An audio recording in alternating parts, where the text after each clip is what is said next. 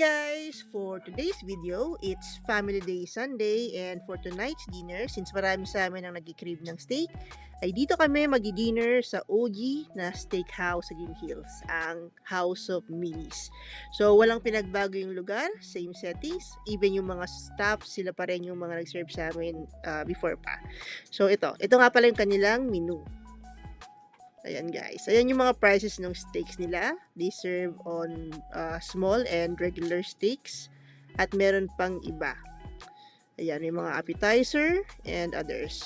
So like before, yung kanilang steak ay may kasama ng mushroom soup, a serving of bread and butter. Ayan, siniserve na yung bread. Guys, napakasarap nitong tinapay nila to. Unfortunately, hindi siya unlimited pero sobrang sarap niya. Napakalinamnam ng pagkaka-bake nila ng tinapay.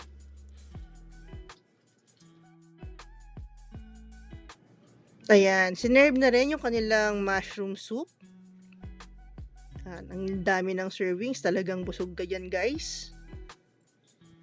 And bukod nga pala sa tinapay or bread, and soup, meron din itong included na either salad or coleslaw. And then for dessert, you can have an ice cream or coffee.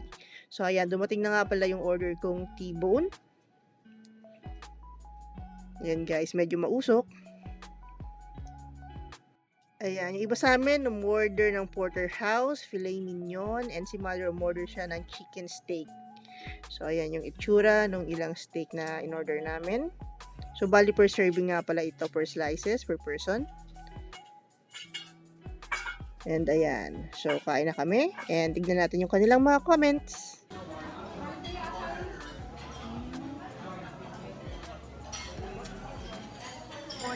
Tenderloin. Ano yung sa'yo?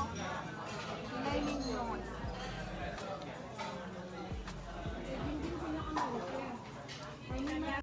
From then till now, ang House of Minis ay aming go-to place pag nagkikrave kami ng steak dahil bukod sa mura na ay masarap and quality yung steak nila.